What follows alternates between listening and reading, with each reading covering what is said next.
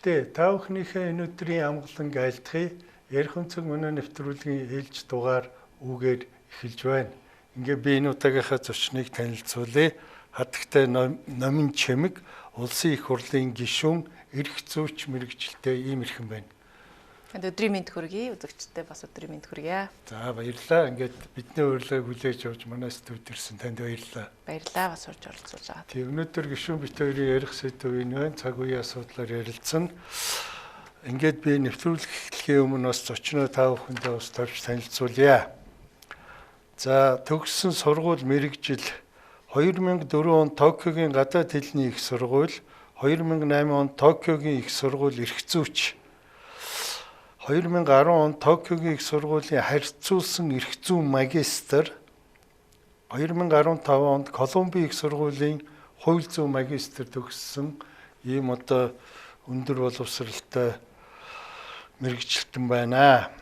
За ажилласан байдал 10-аас 11 онд Mitsubishi корпорац Улаанбаатар салбар хууль эрх зүйн ашигт малтмлын төсөл хариуцсан ажилтан, 11-ээс 17 онд Hogan Lovells ахлах хуульч, 17-аас 19 онд өмгөөллийн Avinex Partners ХХН үүсгэн байгуулагч гишүүн, 19-ээс 21 онд өмгөөллийн Номин энд Advocates ХХН үүсгэн байгуулагч гишүүн захирал, 21-ээс 22 онд Монгол Улсын их хурлын тамгын газар тэргүүн дэд дарга, 22-оос 23 онд Монгол Улсын их хурлын даргын зөвлөх, 23-оос 24 онд нийслэлийн засаг даргын орлогч, 24 оноос Монгол Улсын их хурлын гишүүнээр ажиллаж байгаа ийм хүн байна.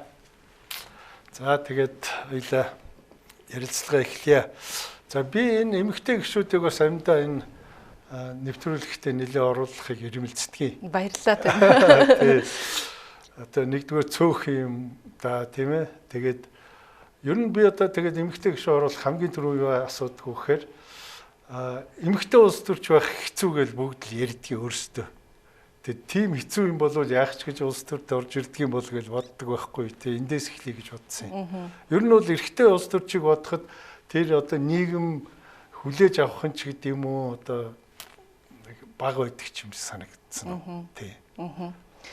Тий энэ угаасаа олон улс ч гэсэн тийм л тийм байлээ. Зөвхөн Монгол гэлтгүй Америкт чаан ч ер нь эмэгтэй улс төрч төр эрэгтэй улс төрчийг бодвол 2 дахин их шүүлтүүр, 2 дахин их шүүмжлэлийнүүд гардгаа гэдэг. Тэр энэ бас улс төр гэдэг энэ ертөнцид гендрийн одоо хувьд хүмүүс ер нь нөгөө улс төрчийг ямар дүрээр хардгуу гэдгээс бас их шалтгаалд юм байна гэж харсан. Тэгээ яг Монгол улсын хувьд бас энэ тал дээр ахиц дэвшил гаргаад одоо энэ парламентод 25% эмэгтэйчүүд бүрдүүлж байна. 4-1 эмэгтэй болцсон байна гэдэг бол маш том үзүүлэлт. Энэ чинь Монголын парламентын өвхөнд одоо хамгийн өндөр тогтолцоо тийм. Хамгийн өндөр. Тэгээ саяхан хүртэл Аз твдээ бол хамгийн өндөр байсан. Одоо Узбекистан улс чинь 32% юм байна. Тэгээ бидрийг лолын шишинтэй улс тийм. Тийм мундаг юм байна. Тий. Тийм болохоор бас ч нэг үеэ бодоход өмнөх одоо эмэгтэй улс төрчдийнхөө үеийг бодвол бид бас олуулаа болсон эмэгтэйчүүд бие бинийгээ бас их ойлгодог, ямар бэрхшээл бие биендээ тулгарч байгааг ойлгодог болохоор энэ парламентын хувьд бол харьцангуй би эмэгтэйчүүд маань бие бинийгээ ойлгож, дэмжиж, сэтгэл санаагаар дэмжиж хамтарч ажиллаж байгаа. Зүгээр хувь хүнийхээ хувьд бол мэдээж тэгэл улс төр гэдэг энэ бол өөрөө мэрэгшил, цаг заавыг зарцуулна, өөрөө хуульч мэрэгжил гэж байдаг чинь улс төрч гэдэг бол бас мэрэгжил юм байна гэж харж байгаа. Тэгээд тэдэнд бас анханасаа ороод ингээл шинхэн явж байгаа л одоо насаар ирэх юм бол маш их балчир настай л хүмүүсийн нэг бид. Тэгээ ингээ явахаар мэдээж одоо эмэгтэй хүний хувьд гэрүүл ажилдаа гарах цагийн баланс гэдэг олон юм гарна. Гэтэ энийг бас ойлгоод одоо орж ирэх ёстой, нийгэмдээ өөрчлөлт хийх ёстой гэд ороод ирсэн хүний хувьд за дээр нь гардаг эмэгтэй хүн дээр гарч ирдэг нийгмийн шүүмжлэл эдрийг болвол нөх одоохондоо бол их тоохгүй өмнөх одоо зорилгоо тавиад зөв юмны төлөө явж байтал ард түмэн маань угаасаа ойлгодог доо гэж бодоод ажиллаа хийдэг дээ. Тий. Тэгээд зарим ч хэмзэг хүлээж авдаг гişүүд байд юм билшгүй. Ер нь заавал эр эмчгэлгүй ер нь бол тий. Одоо тэгээд эмэгтэй хүний чи үс мүсэгч нэх ядгүй эмэгтэй хүний хувьд бол тэгэл үс зүсээс нь хамаар юу агаал шүүмжлэх юм болдог дээ. Тэр болгон дээр бас нэх ач холбогдол өгөөд байхгүйгээр л явцсан угаасаа ажилдаа урдаа фокусж явсан дээр болвол гэж боддог би бол тийм. За та жагсаалтаар сонгогдсон Монгол Ардын намаас хэддүгээрт байлаа та? Би Монгол Ардын намын жагсаалтын 16 дугаарт байсан. 16-д. Тэр чи хэдээр явал гарлаа? 18-аар гарсан баг тий. За тэгээд тэн дээр зүгээр би юу асуух чинь гэхээр энэ анх одоо хэн танд санал тавьж энэ жагсаалтанд орооч их хурлын гишүүн болооч гэж анх хэн танд санал тавьж та яагаад зөвшөөрсөн бэ? Гэхдээ энийг нэг санал нэг тусгаалсан хүн гэж тавина гэхээсээ илүүтэйгээр Монгол Ардын нам ер нь намаа одоо залуу боловсон хүчин экспертүүдээр бүрдүүлээ гэдэг бодлогыг барьдаг. Боловсруучнаа бэлдэх бодлого. За тэрний хүрээнд л орж ирсэн хүмүүсийн нэг гэж би өөрийгөө хардаг. Тэгээ та бас түрүү миний ажилласан туршлагыг хэллээ. Би ер нь бол гадаадад одоо тий Япон, Америкт сурж, Францад ажиллаж исэн, олон улсын хуулийн фирмд ажиллаж исэн. За ингээ их орондоо ирээд өөрийнхөө одоо хийж чадах ажлаа. За хүмүүсийн хууль зүйн сургуульд бас багшилж исэн гэд ингээ явж байгаа л ер нь энэ нэг 2017 оноос эхлээл 2021 онд эрчимдсэн залуу боловсон хүчнүүдийг улс төрд оруулж ирж бодлогоо одоо тий боловсон хүчнээ нөхөө гэдэг энэ бодлогын хүрээнд л би бас төрийн ажилд 2021 оноос оролцсон. Тэгээд ингээд боловсон хүчнээ одоо бэлдэх бодлогын хүрээнд улсын хурал дээр ажиллаж байлаа. Дараа нийслэл рүү очиж ажиллаа. Энэ хүрээнд л бас бодлогоор одоо намын бодлогоор жагсаалтанд орж ирж байгаа.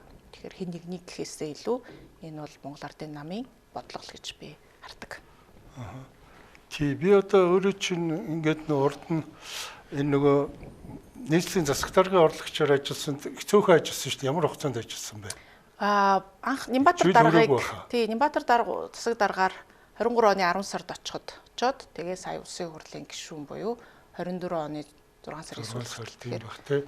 Би зүгээр одоо өөрөө чинь энэ намтрыг хараагүй байхдаа таныг одоо яг ингээд юу болоод орлогч болоод нийслэлээр орлогч болоод гарч ирээд та чинь их идэвхтэй байсан байхгүй ямар асуудлыг барьж яваад та чинь нэг яваад байлаа нэг нийслэлээр очоод тэгээд нийгмийн салбар агаар орчны бохирдол хариуцсан орлогчийн ажилтай байсан. Тэгээд нийгмийн салбарынхаа хүрээнд сургуулийн асуудал, аюулгүй байдал, цэнгэлт хүрээлэнгийн асуудлаар нэлээд бас нэг яг үн цэнгэлт хүрээлэнгийн дараа нь хүүхдийн тоглоомын талбайг нэгэ тасч янзлах асуудал гэдэг. Яг үн одоо би саналаа тий.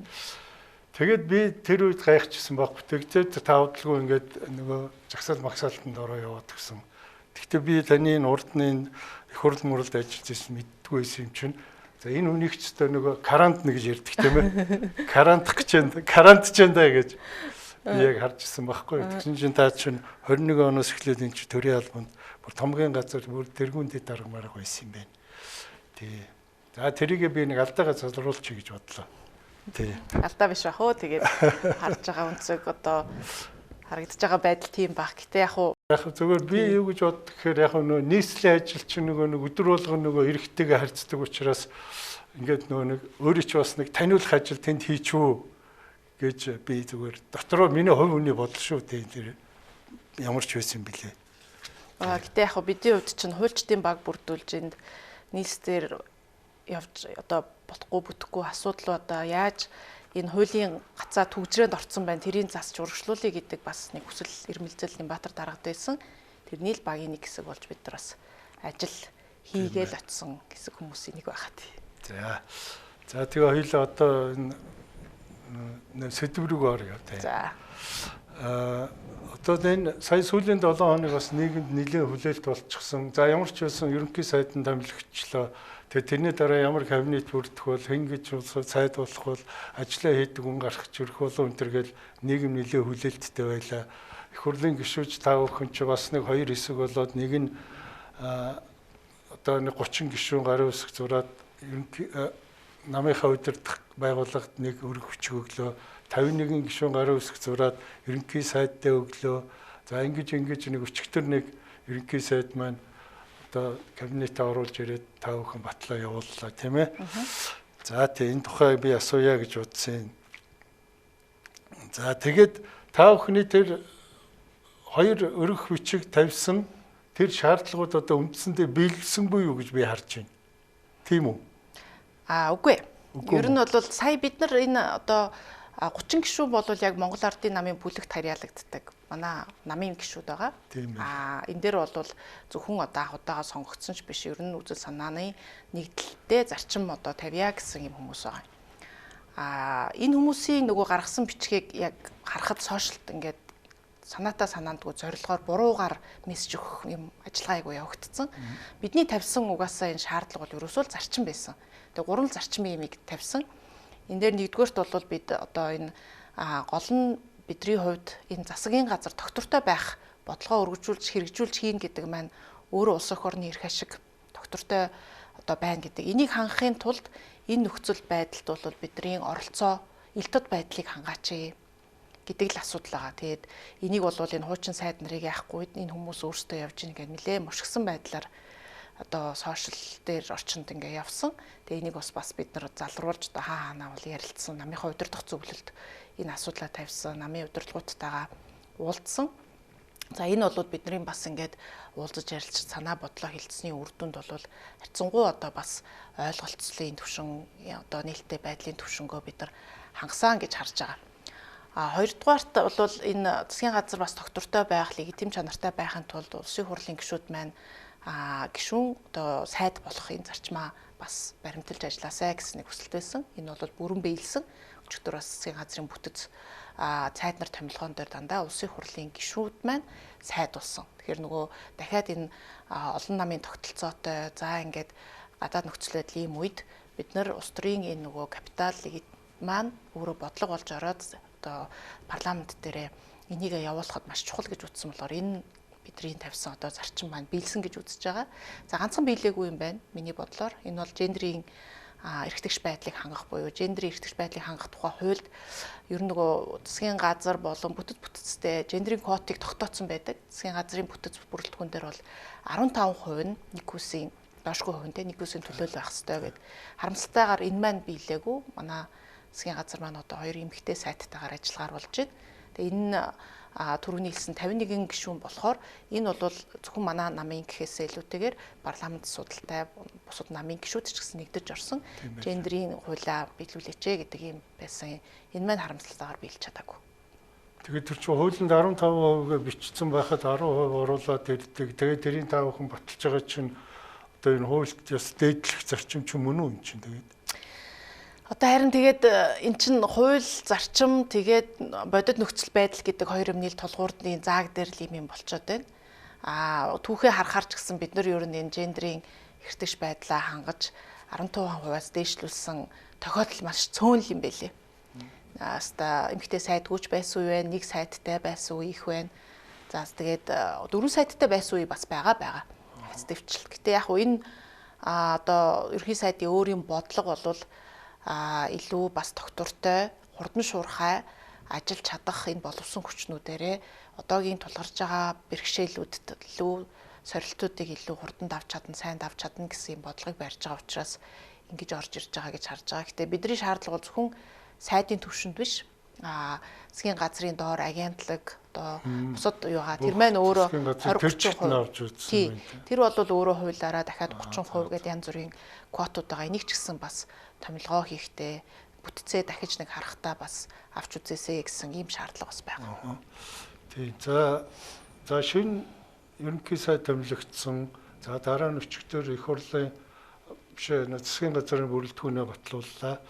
Энэ хоёр дээр та одоо энэ улсуудаас ерөнхий сайдаас тэр сайд болж байгаа нэр дэвшигчдээс ямар асуулт асуув тийм ээ?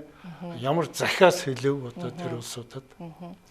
За ерөнхий сайдыг томилох асуудал дээр бол миний хувьд зарчмын л одоо байр суурь илэрхийлсэн. Ерөнхий сайд бол өөрөө өмнөх одоо улсын хурлын баталсан засгийн газрын үйл ажиллагааны хөтөлбөрийг үргэлжлүүлнэ гэсэн ийм одоо бодлоготойгоор орж ирсэн учраас энийг нь улсын хурл бид нар угаасаа батлаад өгсөн. Миний хувьд бол угаасаа иргэдийн хүсэл зорилго бол их л энгийн юм хүсдэгэ.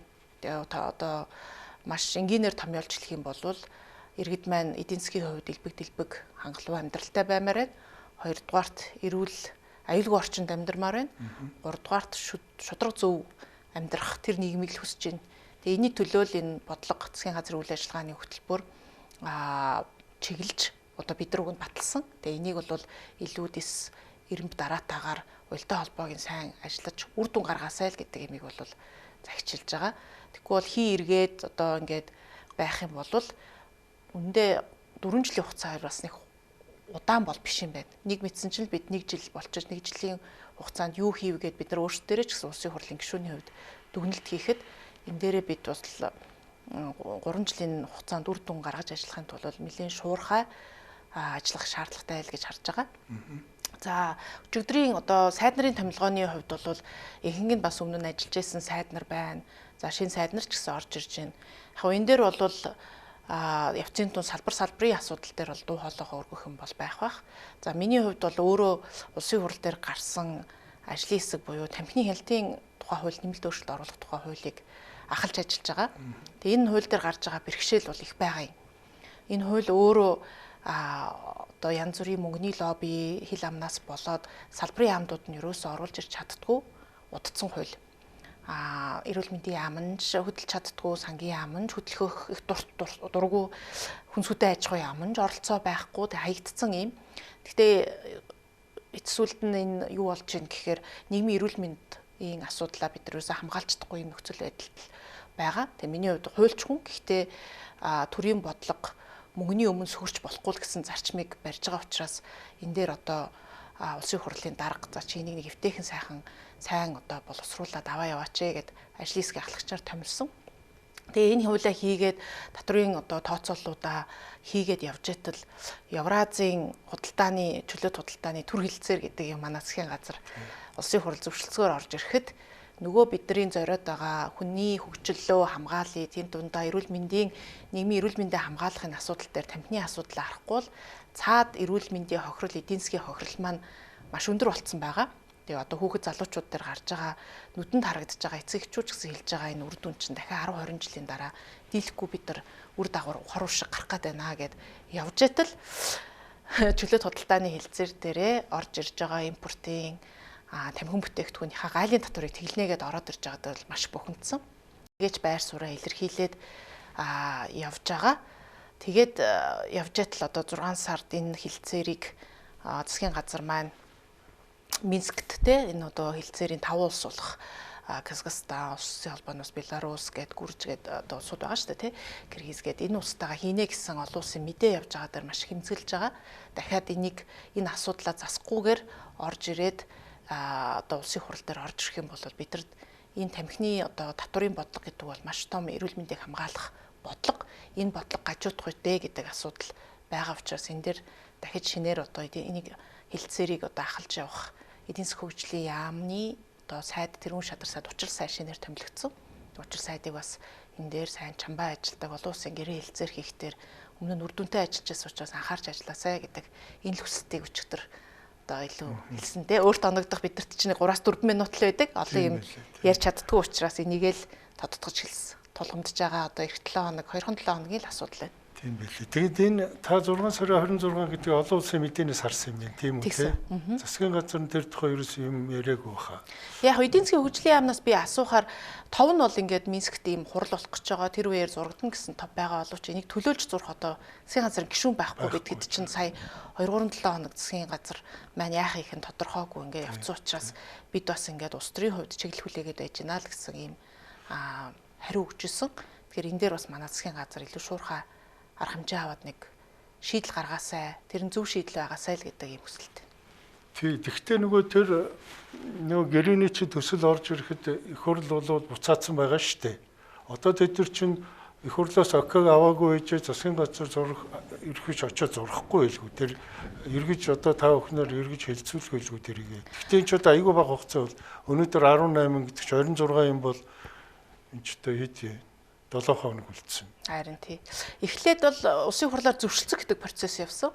За энэ дээр бол нөгөө хамгийн гол байнгын ороод хэлэлцээд нэгдсэн санал дүгнэлтэн дээр энэ тамхины гайлын татварыг тэглэж тамхины одоо илүү хямдхан болгох те татврын бодлого тэгш одоо хэрэгжихгүй байх энэ нөхцөлийг бүрдүүлэхээр байна. Энэ дээр анхаараач гэдэг сануулгатайгаар бид нар бол зөвшөлдсөх одоо байнгын орооны санал дүгнэлт гарсан юм. Даан ч энийгээ дараагийн хэлцээрийн явцад засаад хийх ёстой байдал тэр хэлцээрийн явцал явахгүй байна уу даа л гэсэн миний харж байгаа юм байгаа. Мэдээж яамдуудаасаа мэдээлэл авж байгаа.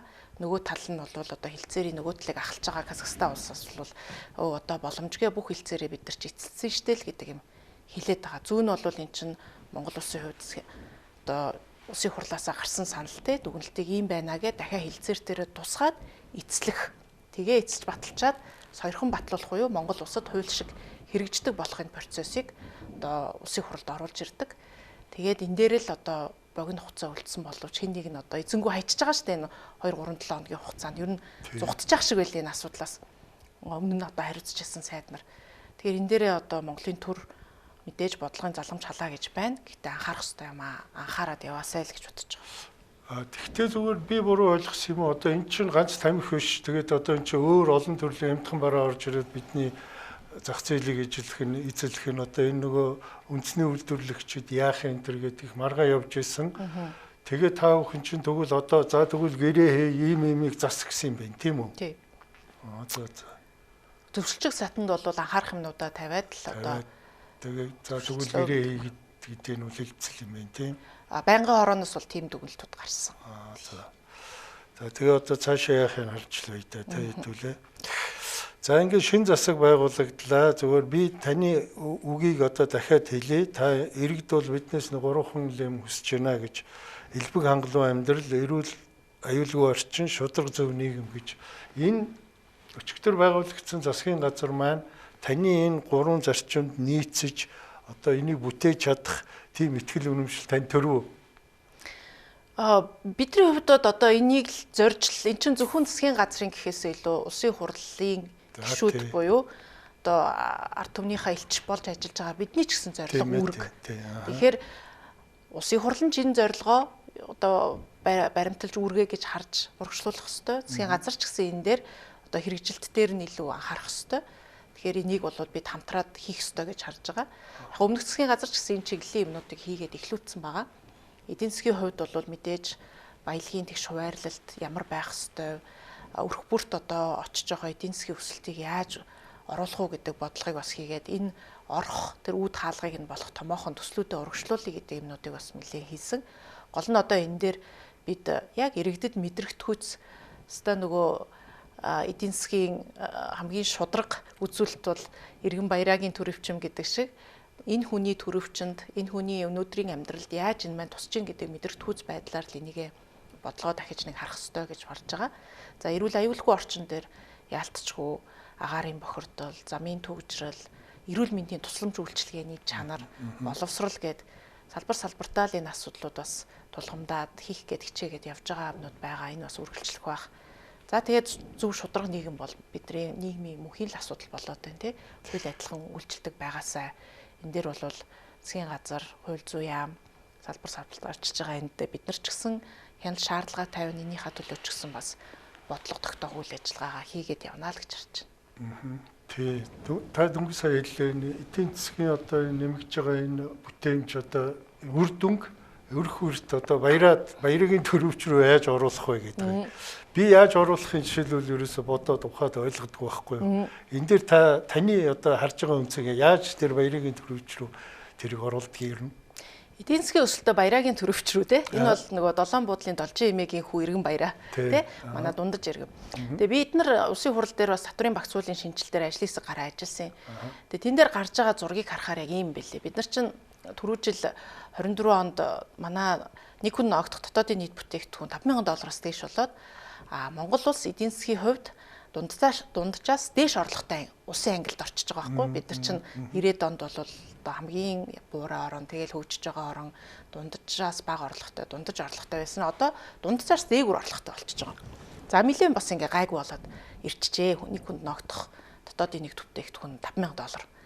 Тэгтэл одоо татврын бодлогоо гаргахын тулд бид нар нөгөө бүхий л тоо датагаа авч үзэхээр тэр нэг хүн ногдох одоо $5,000 чи ерөөсөө нэг манай нийгмийн 5-10% нь л үр өгөөж нь очиод байна гэсэн дүр зур харагдаж байгаа. 90% нь бол ерөөсөө сарын дундаж орлого $1,000 хүрэхгүй байгаа байхгүй юу. Манай цалин дундаж үндэсний статистикийн хорооноос харахаар дундаж цалин 2.5 сая төгрөг $1,000 хүрэхгүй байгаа.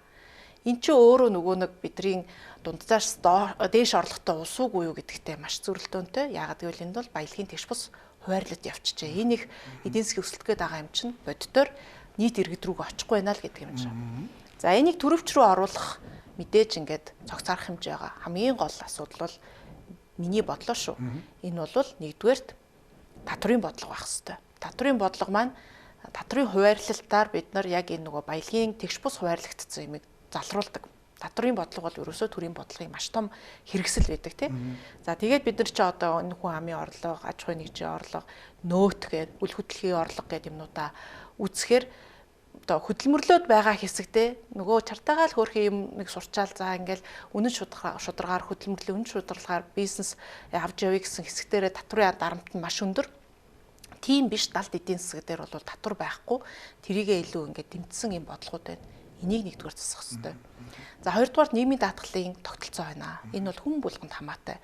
Өнөөдөр ажил хөдөлмөрлөл хийж байгаа хүн 20-30 жилийн дараа нийгэмдээ сайхан амьдрах хүн өнөөдөр оюутнууд цагийн ажил хийж гин дахиад 20-30 жилийн дараа энийгээ яаж одоо нийгмийн баталгаагаа авах уу гэдэг дээр хүн болгонд хамаатай юм бол нийгмийн даатгалын тогтолцоо энийг шинжлэх хэрэгтэй. За 3 дугаарт энэ дээр бас мэдрийн хувьд яалтчгүй эдийн засгийн бид нар бүтцээ харахаар байгалийн баялагаас хараатай ийм тэгээд импортоос нэлээд хамааралтай төлбөрийн баланс бас ийм одоо муу те ийм ус байгаа. Тэгэхээр бидний гол баялагын олдог одоо эдийн засгаас орлого олдог хэсэг нь бол яалтчгүй уул уурхай. Тэгэхээр энийг л уул уурхаагаас орж байгаа энэ баялагийг зөвхөн тэр 10% юм уу 5% биш нийтдээ одоо өр өгөөчтэй бай гэдэг бодлогыг бол Төрийн засгийн газар өмнөх одоо улсын хурлаас баялагын сангийн тухай хууль гаргаад энийгээрээ хийя гэдэг бодлого нь гарсан. Одоо энийхээ зөв хэрэгжилтэн дээр л анхаарах хэрэгтэй гэж бодож байгаа. Энэ орж ирж байгаа тэр роялти гэдэг юм уу, амнат гэдэг юм уу, орлогоо яаж нөгөө иргэн бүрийн боловсрол, эрүүл мэнд, орон сууцчлал те яг ахуйд нь хэрэгтэй юм руу яаж зөв зарцуулах уу гэдэг энэ бодлогоо маш сайн хэрэгжүүлэх л одоо яг бидний карманд хэдэн төгрөг байх уу, яаж амьдрах уу гэдэгт хамгийн чухал 3 юм болов уу гэж бодож байна. Ийм замаар л одоо шийдэгдэх асуудал байна шүү дээ, тийм ээ? Тийм яг хуу зөвхөн энэ бол биш л дээ. Тэгээд миний хувьд бол нөгөө хувийн хвшил байсан хүн дандаа хөрөнгө оруулалт бизнесийн эрх зүйн орчин дээр зөвлөх үйлчилгээ хийдэг байсан хүний хувьд энийг хийхин тулд тэгвэл дахиад юу харах юм? Одоо зөвхөн нийгмийн даатгалын шимтгэлийн тогтолцоо, татврын тогтолцоог хуулиар ингээ хийхээс үнэтэй уялдаад одоо төрийн оролцоог багасгаж бизнесүүдэд дэмжих бизнесүүдийн энэ нөгөө боломж либералч гэдэг тэмцээр эн чинь өөрөө эдийн засгийн өсөлтийг юу гэдэг уялдаа холбоотой асуудлууд байгаа. Гэхдээ гол зангилаанууд энд байна уу л гэж харж байгаа. Баярлалаа. Тийм. За одоо за дараагийн асуулт энэ өнгөрсөн одоо 24 онд чи бид нар чинь энэ нөгөө нэг том бодлого боловсруулаа үндсэн хуулиндаа өөрчлөлт хийж хагаад одоо Монгол орны бүсчсэн хэлбэрээр хөгжүүлнэ гэд тэ. Тэгээд том тойрог зураад тэгээд жагсаалт гэж энэ төр рүүгээ оруулж ирээд ингээд одоо шинэ маягийн сонгуул хийсэн. Тэгээд та жагсаалтын нэг гишүүн байна. За одоо ингээд 1 жил боллоо. Та өөрөө гишүүн болоод орж ирээд дунд нь ингээд ажиллаж байна. За урд нь та 76 гишүүнтэй байхад нь тэр тамгийн газар ажиллаж исэн юм байна. Инхээр танд бол одоо харьцуулах боломж байна, тийм ээ? Ямар ялгаа одоо бидний нөгөө хүлээж байгаа нөгөө хөгжил дэвшил маань харагдж байна уу гэсэн асуулт байна. Тийм энэ 1 жилийн хугацаанд миний дүгнэлт бол позитив их эерэг байгаа. Яагаад үг гэхээр яг хуу энэ шинэ 126 гишүүн маань их олон дуу хоолойтой байгаа. Нийгмийн дуу хоолойг өрцгий олон ургалж үзэлтэй олон намын төлөөлж бий болсон. Дээр нь нэлээд мэрэгжлийн салбарын хүмүүс орж ирсэн. Шинэ гишүүд маань одоо 126-гийн 89 анхудаага сонгогдсон гишүүд байна. Гэт ингээ харахаар салбарын дуу хоолойнууд бас нэлээд улсын хурал дээр ажил хэрэгч байдлаар тусдаг болсон. Тэгээ энэ дээр бид нар нөгөө ардын нам, арсан нам, хүн нам гэж ялгархгүйгээр үнэхээр үзэл санаа нэгдээд улсынхаа төлөө юмаа хийя гэсэн энэ хүний тоо олон болсон гэж би харж байгаа. Тоо дагаж чанар гэдэг шиг юм. 76-126 болохоор ийм төрлийн хүмүүс нэмэгдээд ирэхээр энэ дээрээ нэгдэж бас дуу хоолойгоо өргөд ажил хийхэд хэрвээ зарчим одоо ив санаа нэгдэжээвэл энэ маань явхаар ингэж харагдаж байгаа. Тэгээ маш ажил хэрэгч бас эксперт гишүүдүүд орж ирсэн. Мэдээж улс төрийн туршлага багч гисэн суралцж байгаа. Гэхдээ их ажил хэрэгч байдал бол бас их харагдаж байна уу да гэж харж байгаа. Яг нөгөө талаараа одоо ингээд сая сүүлийн 1 сар болсон асуудлуудыг хараад одоо цаашид яах бол гэдэг бас одоо бидний хувьд ч гэсэн яаж байгаа бол гэсэн ийм зовнил гэх юм уу байгаа. Тэгээ ингээд хитрхи ус төрчлөлт явагдаа намын хагарал гэдэг юм уу хатуу байр суурнаас сүрэг хүчин болно ингэн гэдэг ийм юм руу яваад ирэхээрээ бидний нөгөө зарчим дээр байгаад хамтдаа хурдан юмнуудаа шийдээд үр дүнгээ гаргах юм дээр яаж нөлөөлөх бол гэдэг дээр сэтгэл зовж байгаа. Гэхдээ засгийн газар өөрсдийнхөө бодлого төлөвлөгөөг судалгаа шинжилгээнд суурилсан зөв байдлаар орж ирээд за дээр нь Улсын хурлын гишүүдийн хувьд ч гэсэн энэ дээр илүү ажил хэрэгчээр хамтдаа хамтраад ажиллах юм бол үр дүн гаргана гэдэгт миний хувьд бол итгэж байгаа. Тэгэхээр энэ 126-гийн хувьд бол бас ажил хэрэгч юм шийдээд хийчихье гэсэн бас хүсэл эрмэлзэл мэржлийн салбарын төв хоолой өндөр байгаа учраас миний хувьд бол одоогоор бас эрэг тий өөрчлөлтийн нэг хэсэг байх гэж найдаж хамтдаа ажиллаад явчихна. Тий, би бас эргийн хувийнхээ хувьд бас яг тантай санал нэг байна. Тэгээ урд нь одоо 8 удаа болсон бүрэлдсэн их хурлаас одоо энэ 9 дугаар их хурл, 5 хүний их хурл бол хамаагүй өөр өнгө ёстой. Хамаагүй одоо ажил хэрэгч гэх юм уу те. Үнэхээр эх орныхоо төлөө гэсэн улсууд нь тэнд их олон байна гэж ингэж харагдаж байгаа шүү те. Энэ ирчээрээ байгаарай гэж ингэж хүсэж байна. Тэгээд ингээд энэ сүүлийн үед ялангуяа энэ огцролт ийм үед ингээд дарга нарын нэг дунд нэг яриа одоо ялангуяа энэ ардсан намын дарга ган төмөр нөгөө засгаас хөөгчмөд гарч ирээд тэгжсэн энэ жагсаалт гэдэг ч өстой дими юм байна. Энэ жагсаалтыг эргэж харж хуулийн дээр өөрчлөлт оруулж тэгэхгүй болохгүй юм байна гэсэн ярилцлага өгсөн. Та тэрийг харсан уу? Харсан. Тий. Тэгвэл зүгээр танаа намын дарга нар тийм юм яриаг баха би олж хараагүй. Зүгээр энэ бол их буруу хандлах шүү л гэж би одоо эргийн хувийнхаа тэрийг харж исэн байхгүй юу. Хэрвээ тийм юм одоо тэр их хурл руу орж энэ жагсаалтаа болиж эсвэл жагсаалтыг хуучин шинэ маягаар тав хүн чинь бүрдүүлэхдээ энэ зарчмаа битгий алдаасай л гэж хүсэж байгаа юм л та тий. Энэ жагсаалтын мэдээж аим ач холбогдол маш өндөр байгаа. Тойрогтой гишүүдийн бас өөрийн гэсэн зовлон их байд юм билээ. Би бас тойрогоо сонгож байгаа болохоор гэтээ иргэд олон нийтэд харьцах. За иргэдийн хүлээлт юу байна уу гэд ингэхэд яалтчгүй тэнд бас ингээд үйлчлдэг факторууд байна. Жагсаалтын бидний хувьд бол одоохондоо тийм байхгүй байгаа болохоор ямар нэгэн өөр одоо факторыг одоо бодлогоогоор яг зарчим нь юу байх ёстой, улсын хувьдаа юу байх ёстой гэдгийг бас арай эрүүлэрч гэх юм уу та арай тэгж харах боломж нь байгаа байхаа гэж харж байгаа. Жагсаалтын хувьд яг уу манай намын хувьд бол эн чинь ихвчлэн экспертүүд, залуу боловсон хүчнүүдээ энэ дээр дэмжиж гаргаж ирсэн. Тэгээд ардчсан намын хувьд бол дандаа ус төрчнөр орж ирсэн. Тэгээд ус төрчнөрийн хувьд бол илүү баг экспертүүдээсээ илүү намын бодлого яах хэвээр, хувь үзэл санаа, ардчлал юу байх хэвээр гэдэг үг нь мэдэх хэвээр байх л гэж бодож байна. Тэгээд Гантөмөр даргын хувьд нэг тийм одоо мэдээлэл хийсэн байлаа. Бидний хувьд бол энэ тогтолцооны өөрчлөлтийг бол угаасаа үндсэн хуулиараа хийцэн. Тэгэхээр үндсэн хуулийн энэ өөрчлөлт амлахын тулд зөвхөн нэг жилд бид нар амилж гинэ амлахгүй наа гэсэн дүгнэлтийг хийхэд буруу. Ядаж 2 3 одоо терм буюу одоо сонгуул явж байгаа энэ маань үнэхээр ямар үр дүн гаргаж чинь гэдэг бодитоор бид нар хэмжиж үнэлэх юм боломж гарч байгаа. Энэ бол одоо бидний хувьд бол яг ингээд ажиллаа явж хахад бол эрг өөрчлөлттэй байна л гэж би бас хэлэхээр байгаа. Тэр энэ юуг сайн хамгаалаарай л гэж би одоо танаар дамжуулж захиж байгаа юм шүү тий.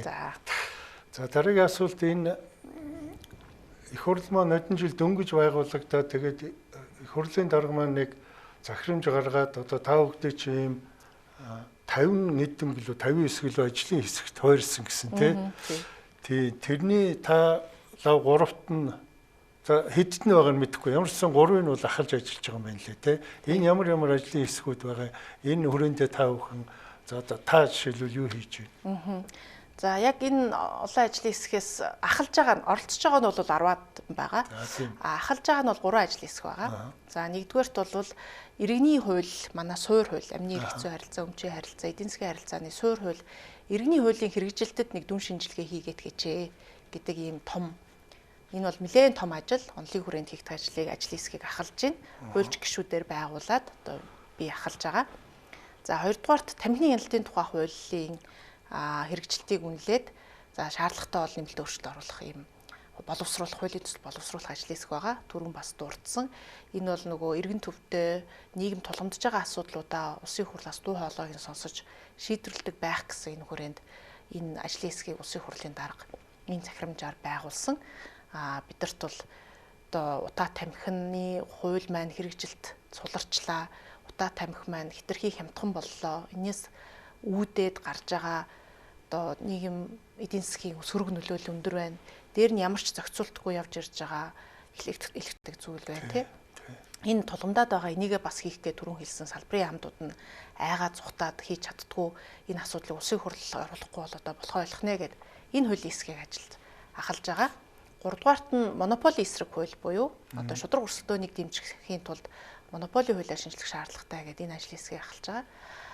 Яг энэ хуулийг бол илүү бас засгийн газартайгаа монополийн газар гэдээ байгаа тий энэ хэрэгжилтийг хангадаг газартайгаа бас хамтарч хийх учраас илүү намрын чуулган руу дараагийн асуудал руу хангах ажиллаар харж байгаа. Эхний хоёр одоо ажлын хэсэг дээрээ нэлээд үр дүн ихнээсээ гараад хуулийн төслөө боловсруулаа хилцүүлээд судалгаагаа гаргаад хилцүүлээд явж байгаа шатанд байна. Тэр тамхины хуулийн дээр ч одоо тань руу энэ сошиал их дайрах юм а. Би бас нэлээд хэдэн юу харсан. Тэр одоо яалагд тань руу тийм дайраад байгаа юм. Тамхиг татуулахгүй ч байхдаа одоо хомыг гэлээ гэж тэгж байгаа мó яаж байгаа. Тэгээ энэ яг хуу тамхины бизнес, электрон тамхины бизнес маань өөрөө маш ашигтай бизнес юм байлээ л дээ. Эдийн засгийн эргэлт нь тэгээд хэдхэн монопол одоо эсвэл төвлөрсөн аж ахуйн нэгжүүд дээр энэ явдаг. Тэгээ жилийн жилд л одоо үеийн үед л энэ маань өөрөө том мөнгөний эргэлт байсан учраас төрийн бодлогод нөлөөлөх гэж их оролддог. Тэгээд тийм болохоор бас яг хөө ингэж дайраад мохой гэсэн тийм сэтгэл зүгээрлэх ханддсан байна гэж хандсан. Өмнө нь энэ асуудлууд дээр ажиллаж исэн манай гишүүд маань би ч одоо Эрдэнэчмэг гишүүнтэй ч уулзлаа. Өмнөх парламентод энэ асуудлаар одоо ажиллаж исэн манай Чин бүрэн гишүүн, Оюун чимэг гишүүн, Ануучин гишүүн гэд энэ хүмүүстэйгээ ярилцахад ялцчгүй юм гард юм. Тэгээ яг гол нь энийг бол иргэд үнэхээр эцэг эхчүүд тэ юу нүдэн дээр нь бол чинь хүүхдүүд нь яаж чинь бүгдээр нүдэн дээрээ мэдэрч байгаа. Зөвхөн энийг бол ийм нэг төрийн бодлогод одоо нөлөөлөх гэсэн сошиал харлуулт яваад мохох гэсэн хэсэг бүлэг хүмүүсийн л явуулга. Тэр нь гол нь хамгийн харамсалтай нь дандаа худал мэдээлэл, говьлс мэдээлэл дээр тулгуурлаж явж байгаа. Тэгэхээр яг би бол өөрөө бодлогоо ярихтаа юм танилцуулгахдаа нэр нүрээрээ гаргаад судалгаа нь энэ байна, үндслэл нь энэ байна гэдгийг ярьдаг боловч тэр хүмүүс бол дандаа нэг нэр нүрээ нуусан ерөөсөө их сурвалж нь юу гэдгийг мэддэхгүй нэг юм сошиал постэр бичиг одоо юу гэдэг худал мэдээлэл тараагаал тэрүүгээрээ явуулдаг ийм арга барил бол байна да гэж харсан. Тэгэхээр манай иргэд бас энэ дээр ухаалаг угаасаа учраас хин нь үнэхээр үнэн бодод нүрээрээ гараад хамгаалж ярьж чинь хин нь ямар нэгэн их сурвалж нь мэддэхгүй дууд улмыг юм явуулаад байна гэж ялгаж харж байгаа болов гэж бодож байна. Тэнд одоо ямар заалт орчход тэгээд тэр улсуудын одоо тэр бизнес гэдэг юм уу юуны хаагдах гад тань руу ингэж байгаа юм болоо. Ер нь бол энэ утаа тамхи энэ электрон тамхи гэдэг хоёр маань хоёр тал болоод талцчихдаг байсан юм байлээ л дээ. За миний хувьд бол аль алин дээр нь судалгааг нь хийгээ тоо баримтыг хараад аль альнийг адилхан одоо зохицуултыг хийгээл гэж байгаа. Тэгэхээр энэ зохицуулт хуулиараа бол адилхан байр сууриар адилхан зохицуултыг хийе гэж байгаа. Өдийн хүртэл бол тамхины ялтын хуулиар энэ утаа тамхины асуудлыг зохицуулаад тусгай зөвшөөрөлтөй одоо юу гэдэг татвартай явж ирсэн. Электрон тамхи чи ямар ч хуулийн зохицуултгүй байхгүй. Талах сүттэй адилхан татвар төлдөггүй, тусгай зөвшөөрөл байхгүй ийм явж ирсэн. За тэгэхээр нөгөө электрон тамхи гэдгээ тамхитай адилхан одоо үзээд энэ бүх хязгаарлалтууд нь оруулъя, дээр нь татвар авдаг болёо гэдэг асуудал байгаа. Тэгэхээр энэ бол мэдээж энэ хүмүүсийн эрх ашигыг бас хөндөд байх шиг байна. Манай электрон тамхины энэ зах зээл маань угаасаа л өмнөд хөршөөс хамааралтай. Өмнөд хөршийн л өөрсдөө хэрэгэлдэггүй нөгөө шинжээнд үйлдвэрлэдэг экспортын шин чанартай гаргадаг нэлээд тийм одоо дэлхийн экспертүүдийн хэлж байгаагаар хямдхан чанар муутай юм л орж ирд юм байлээ л дээ. Тэгээд тэрийг нь бол илүү бас Европ стандарт руу нь ойртуулъя. Дээр нь хүүхдүүдийн татагдаад байгаа гол одоо 10 11 настай хүүхдүүдийн хүртэл чи гоё юм байна штэ гэд татагдаад байгаа маркетингийнх нь хамгийн чухал юм одоо хүчин зүйл нь энэ жимс гоё амттай юмнууд нь байгаа. Амттай үнэртэй ингээ те ванильны юуны гүзэлцгэний Тэгээ эн чинь олон улс өөрөө судалгаа хийгээд Америк, Канада, Нидерланд, Дани, Эстони, Финланд гэдэг энэ Европын улсууд чинь хүртэл хүүхэд залуучуудыг багаас нь 10 настай 11 настайгаас нь хоргүй байд юм уу гой үнэртэй гэж татаад хэрэглэгчээ бэлддэг. Тэгээ дараа нь үр дагавар гардаг юм руу орчоо. Энэ үнэр амтыг нь хорихгүй болохгүй нэ гэдэг хуулиуд нь гараад эхэлсэн байхгүй. Тэгээ тэрийгээ ч гэсэн бид нар одоо хитрхи оройтхоос өмнө ер нь бол оройтчод байгаа. Энэ зохицуултыг хий гэхээр энэ хүмүүсийн мэдээж эрх ашиг нэлээд хөндөж явах шиг байна.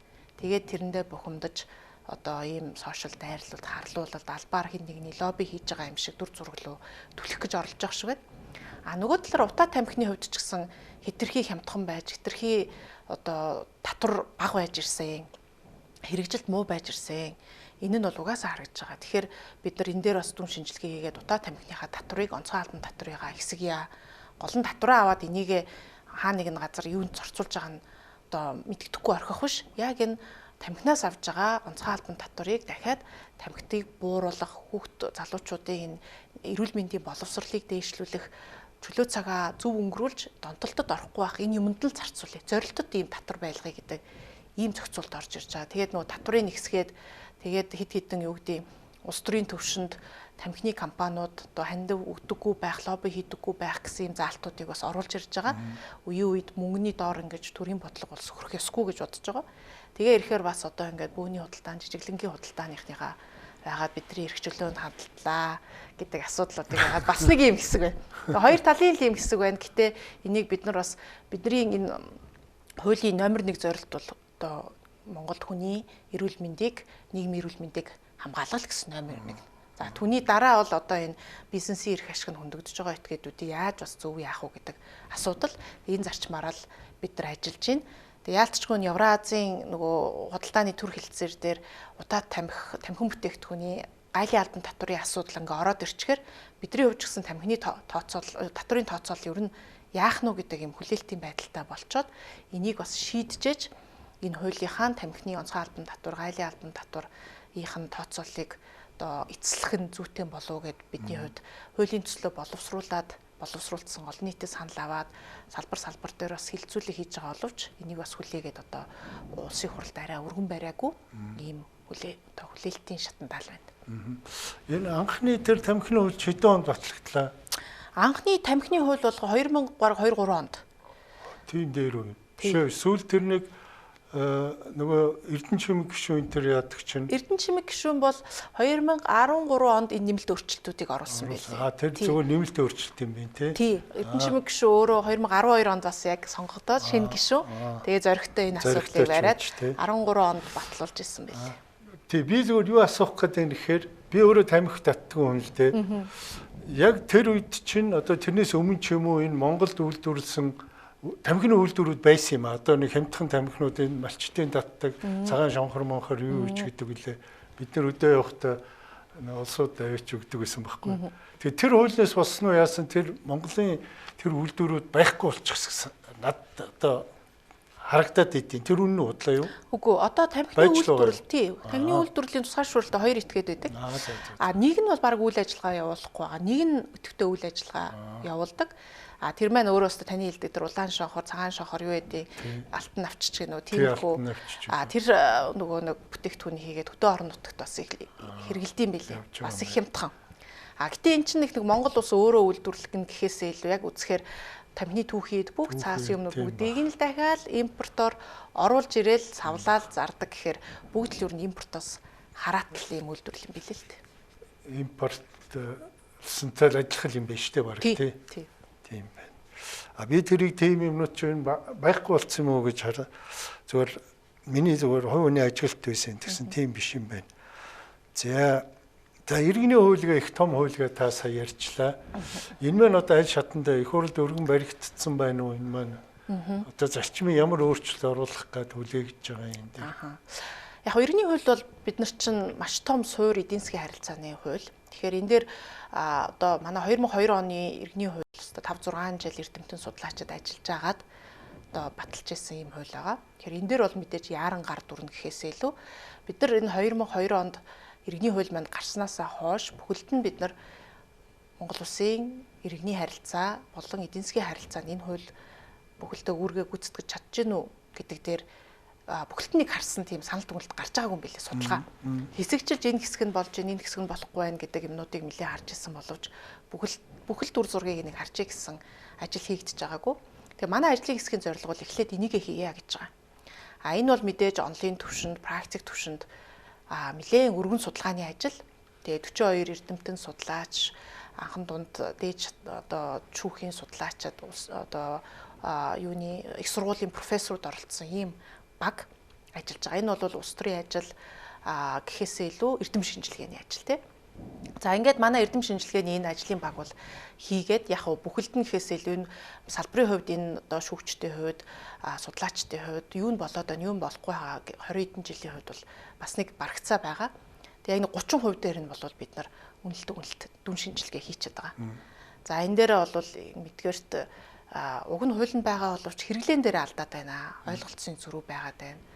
Уг нь хуулинд байгаа боловч хэтэрхий ерөнхий томьёолсон болохоор энийгээ зөв нөгөө бусад хуультайгаа уялдаж хэрэглэхгүй байж гэдэг юм уу. Янз бүрийн дүгнэлт гарч байгаа. За энэ асуудал бол үнэхээр хуулийн зохицуулалт одоо иргэний хууль дээр байхгүй учраас гажуудсан байна. Тэгэхээр шинээр хуулийн зохицуулалт оруулж өгөх ёстой гэдэг 3 төрлийн юм дүгнэлт гараад байгаа.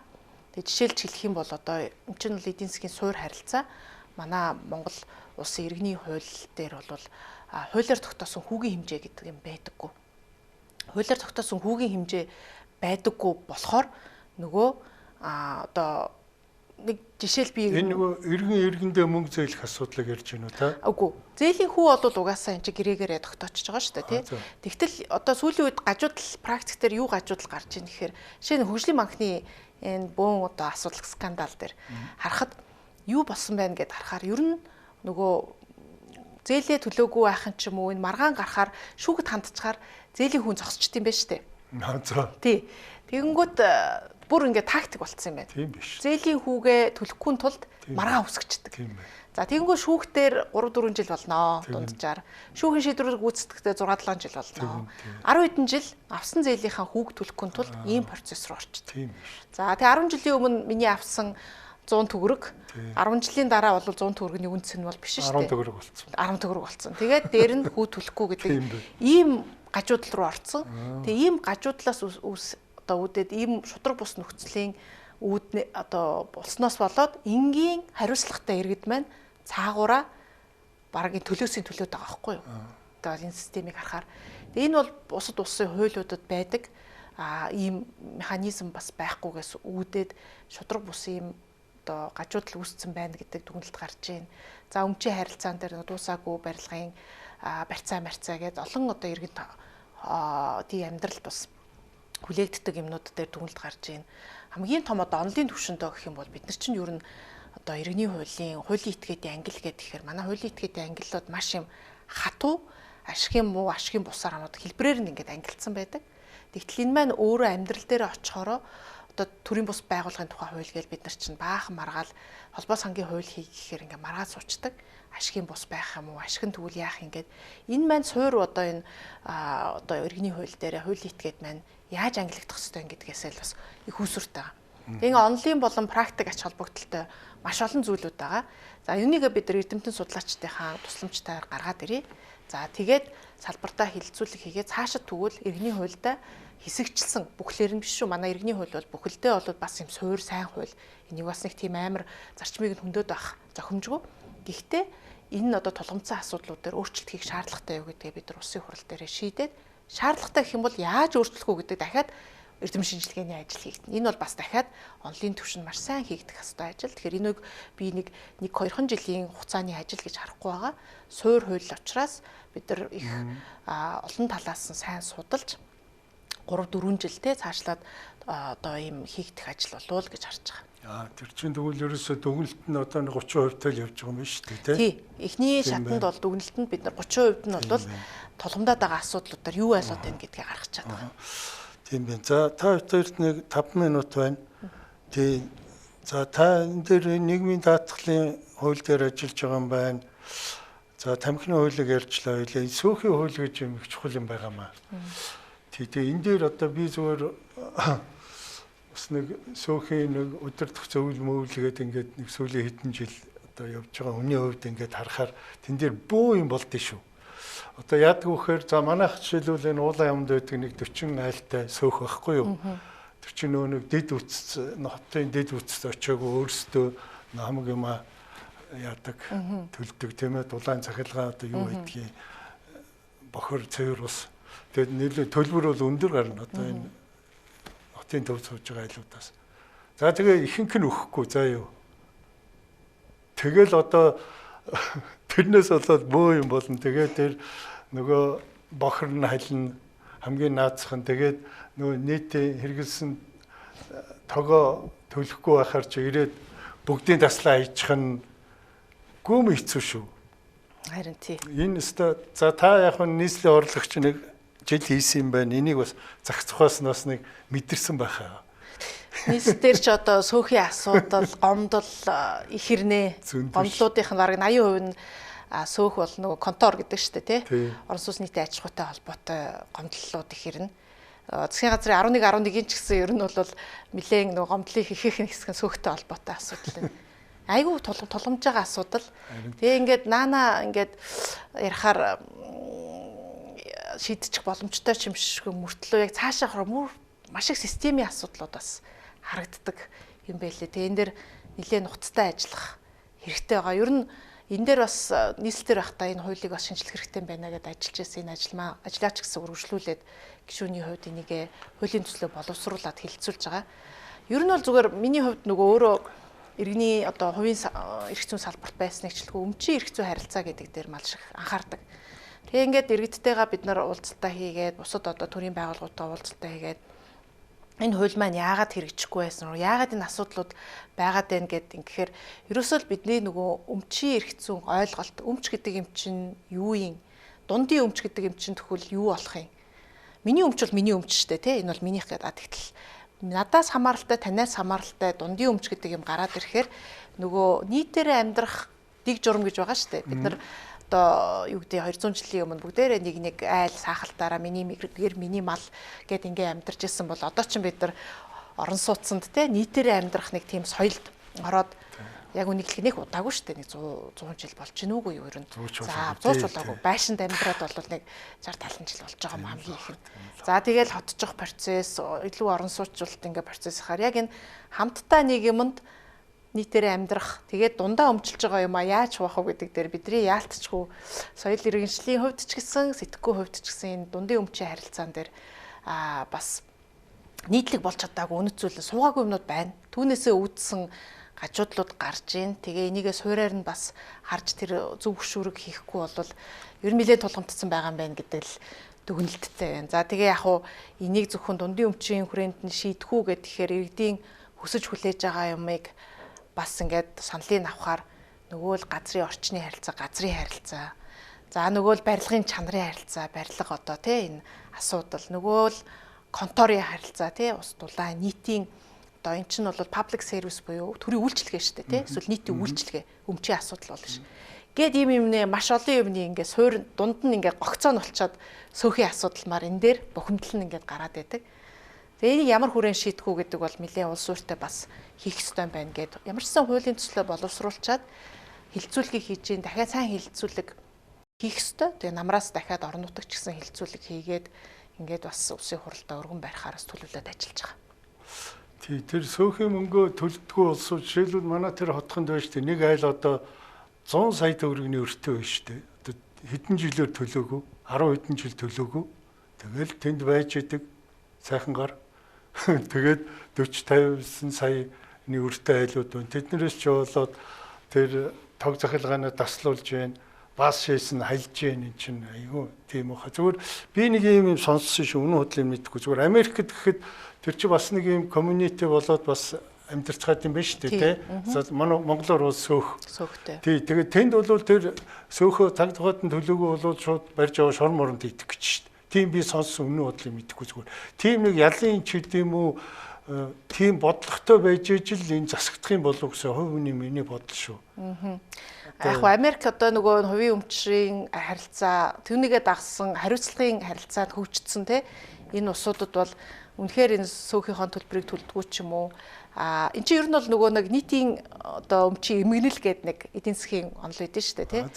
Тэгээд дунд нь нийтэд нь тавьчихаар хүн өөрөмсөг биш хандаад ингээд тэр маань задардаг. Тэгээ шудраг бус байдалтай. Нэг нь төлөөл ингээд юм арчилчээ гэдээ хахад нөгөөх нь тэндээс free rider буюу одоо үнгүүгээр тэр ашиг шимийг хүртэх гэсэн ийм гажуудал гараад байгаа. Тэрийг л засахын тулд бид нар хууль эрх зүйн харилцаа байдаг тий. За Америкт бол тийм юм байхгүй шүү. Free rider проблем буюу тэгэж бусдын хөрөнгөөс өөрөө үн төлбөр төлөхгүйгээр үр ашгийг нь шимтэн гэсэн юм байхгүй. Тэгэхээр та тэгвэл төлөхгүй байх юм бол танд торгуулийг оногдуулна. Бүр төлөхгүй байх юм бол үнэхээр төрж чадахгүй байх юм бол өөрийн чинь тэр байшингаас чинь гаргаад байшинг чинь зарна гэдэг тий. Америкт байна уу, Германд байна уу тэр бүх юм байдаг.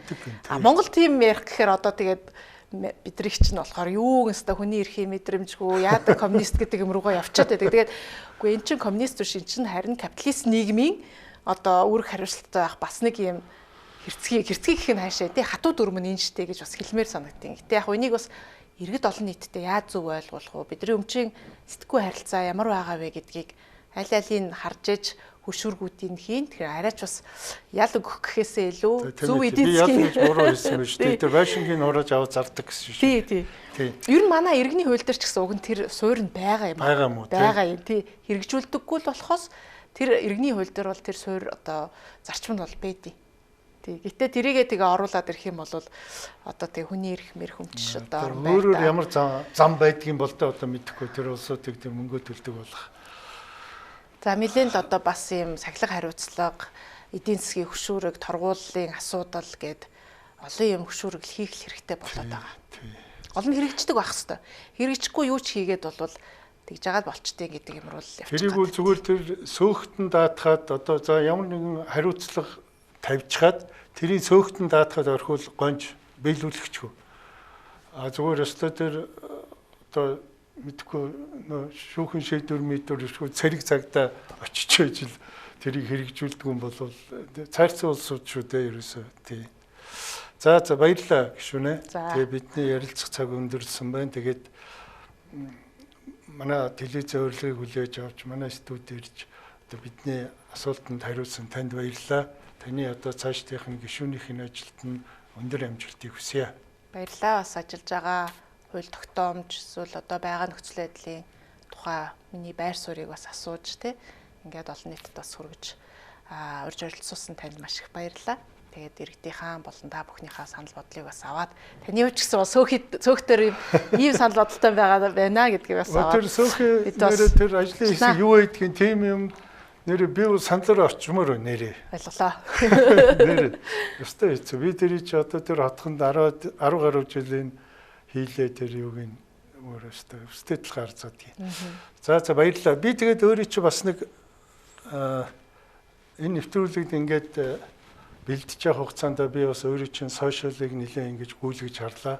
Тэн дээр та ингээд яг ингээд 7 хоног өгөхийнхаа ингээд юуг ажлыг төлөвлөдөм байна. Энэ 7 хоногт их хурал дээр ийм асуудал хэлцэгдэх нь байна гэд ингээд юуг нь тавиад тийм ээ 7 хоног өгөх нь тэгэж яад юм бэ. Тэгээд тэрэндээ бодвол та бас ингэж бэлтэж ингэж ажилтаа их хариуцлагатай ханддаг хүн юм байна гэсэн над сэтгэл төрсөн шүү дээ.